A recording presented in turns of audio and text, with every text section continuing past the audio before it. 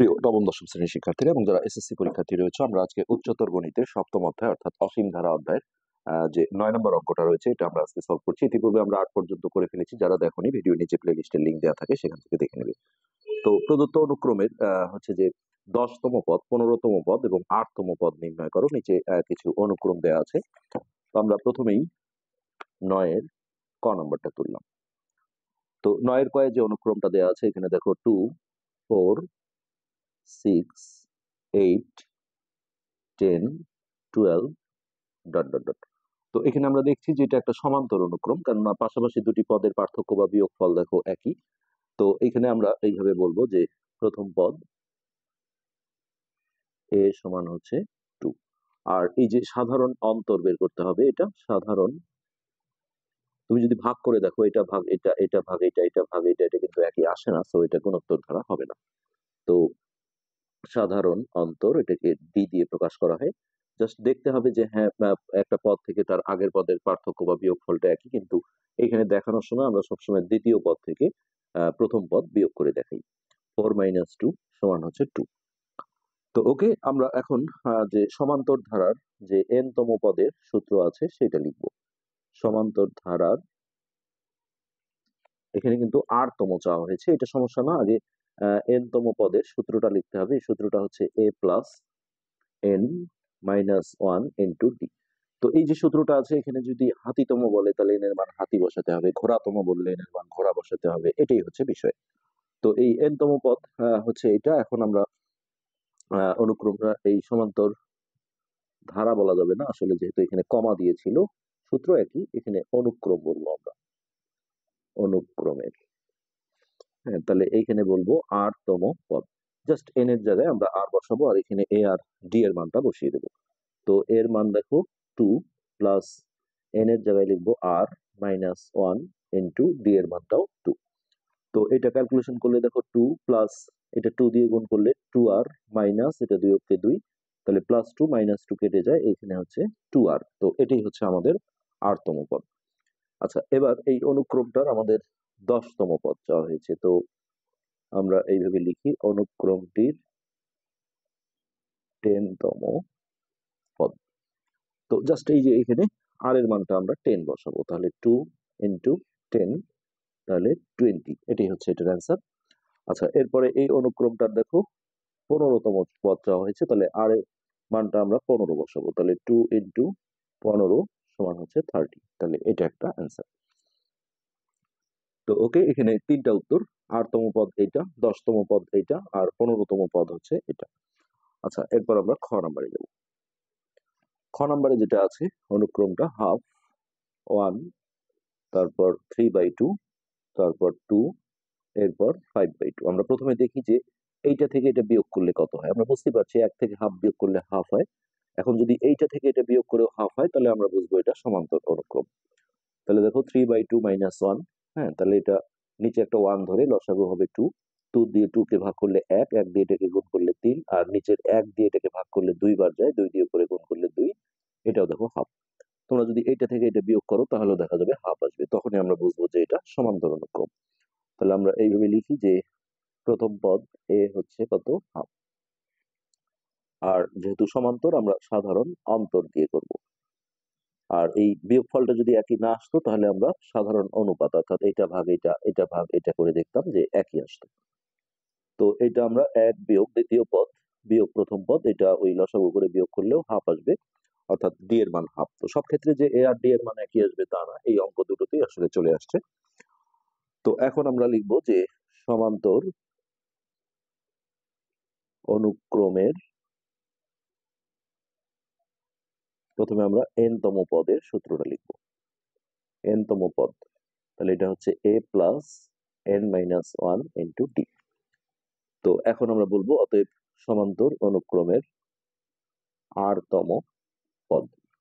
সেক্ষেত্রে এই যে a এর জায়গায় আমরা হাফ বসিয়ে দিলাম, n এর জায়গায় বসাবো r মাইনাস 1 ইন্টু ডি এর মান হাফ, আর এখানে যোগ চিহ্ন আছে। তাহলে এই হলো হাফ, আর এইটা হাফ দিয়ে যদি আমরা ভেতরটা গুণ করে দিই, তাহলে আর এর সাথে এটা গুণ করলে এই আরটা উপরে গুণ হবে, অর্থাৎ আর ওকে আর r/2। আর এইটা দেখো প্লাস মাইনাসে মাইনাস, 1 গুণন হাফ করলে এটা হাফ হয়, তাহলে প্লাস হাফ মাইনাস হাফ কেটে যায়, তাহলে এই 8তম পদ আসছে আমাদের r/2। তো এখন আমরা দেখো এই অনুক্রমটার 10তম পদ এবং 15তম পদটা বের করতে পারবো। তো অনুক্রমটির 10তম পদ, তো জাস্ট r এর জায়গায় আমরা 10 বসাবো, 10/2, এটা ভাগ বা কাটাকাটি করলে আসবে 5।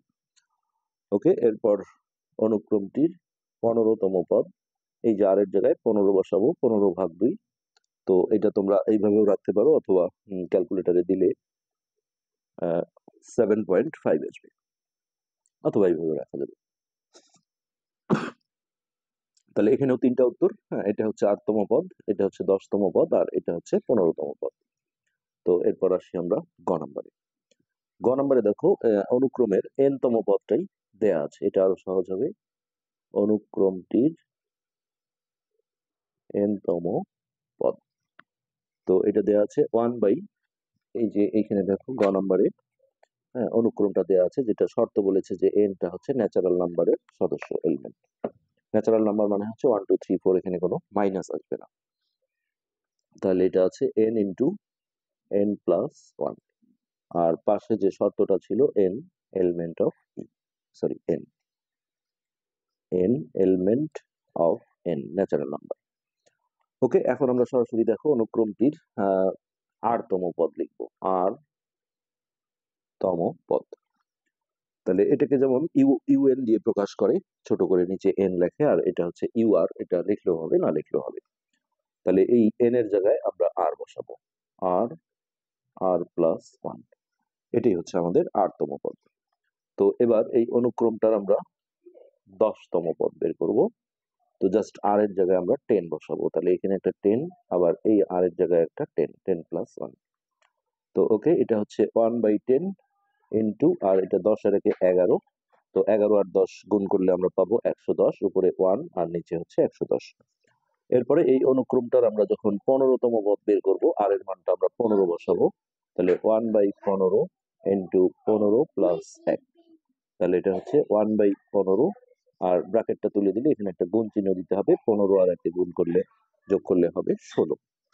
তাহলে এই 15 আর 16 যদি আমরা গুণ করি, তাহলে হচ্ছে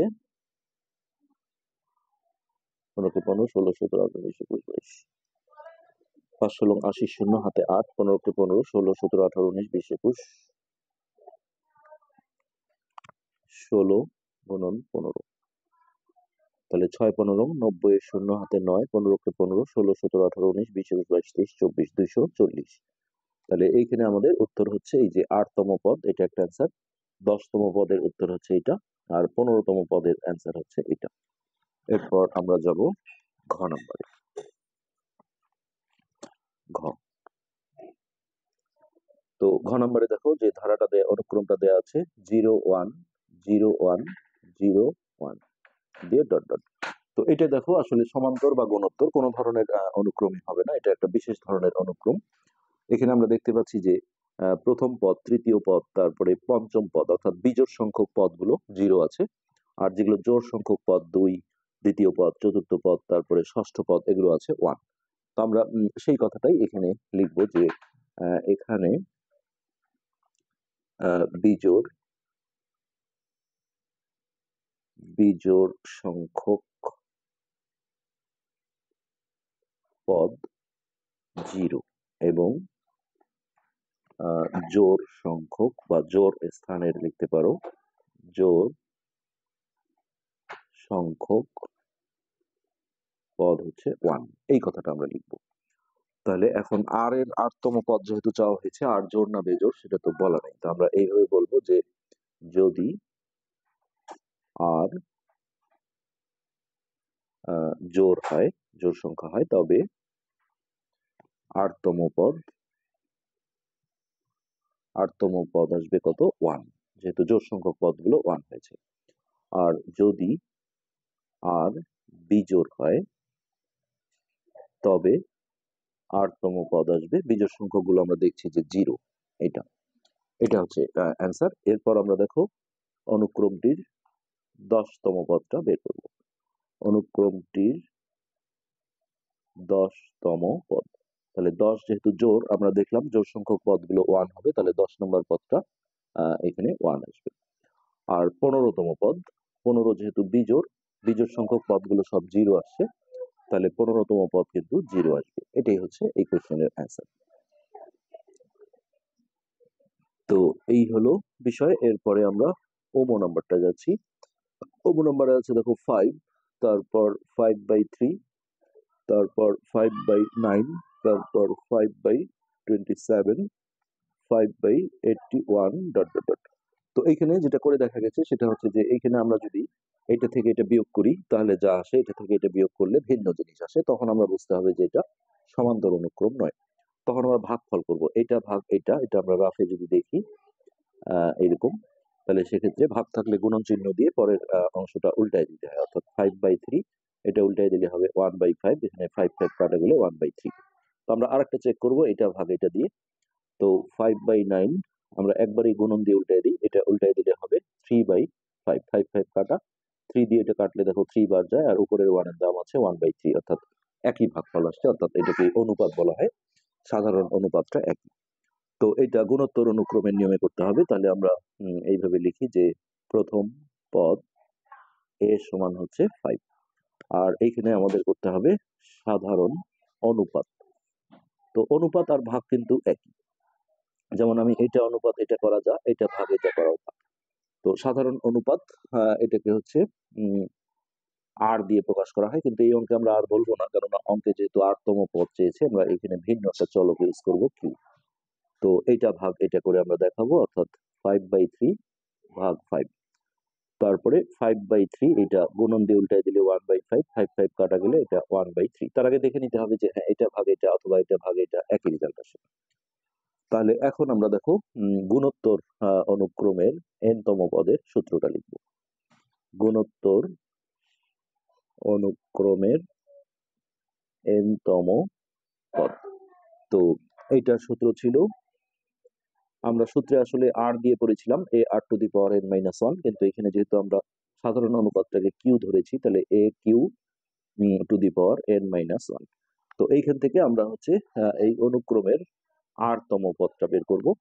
n এর জায়গায় r বসাবো, আর এর মানটা হচ্ছে কত 5 ইন্টু এখানে q সাধারণ অনুপাতের মান 1/3, আর n এর জায়গায় আমরা বসাবো হচ্ছে r-1। তো এটা যদি আমরা একটু ক্যালকুলেশন করি, তাহলে যেটা হবে সেটা হচ্ছে দেখো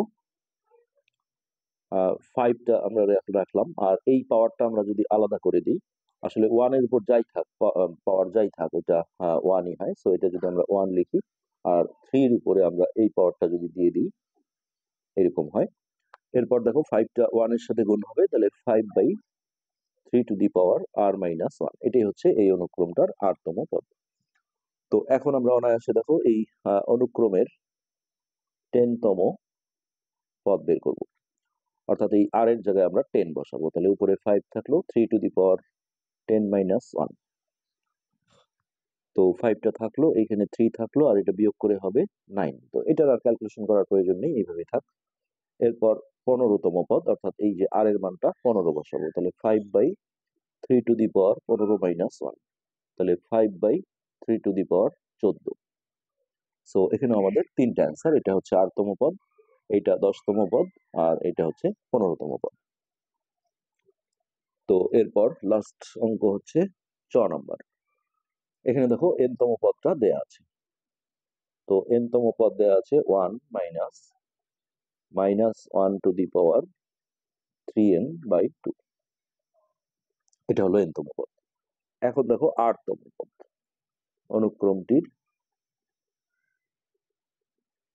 অনুক্রমের r তম পদ, জাস্ট n এর জায়গায় আমরা r বসাবো, তাহলে 1 -1, আর এখানে লিখবো n এর জায়গায় r/2।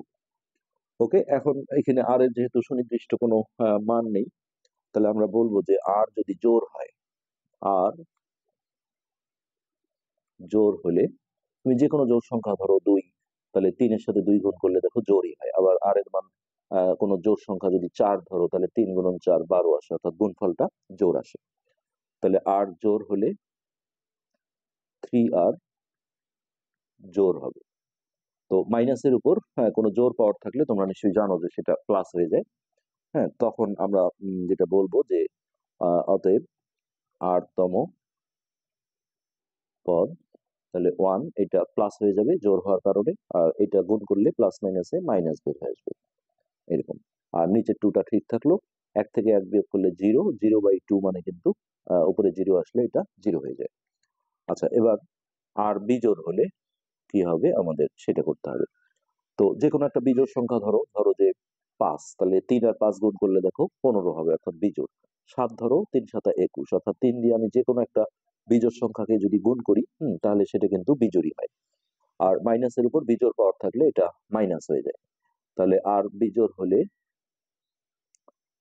r তম পদ হবে 1, এই 1, আর এটা যেহেতু বিজোড়, উপরে বিজোড় পাওয়ার থাকলে মাইনাস আসে, সো এটা মাইনাসে মাইনাসে প্লাস হয়ে গেল, আর নিচের 2টা থাকলো, তাহলে 2/2, উপর নিচে একই জিনিস আসলে এটা 1 হয়ে যায়, 2 কে 2 দিয়ে ভাগ দিলে। ওকে, এবার আমরা দেখো 10তম পদ। তাহলে এই যে আমরা দেখলাম যে আর এর মানটা যদি জোড় হয়, তো আর এর মান জোড় হলে 0 আসছে, তাহলে 10 যেহেতু জোড় তাহলে এটা কিন্তু 0 আসবে।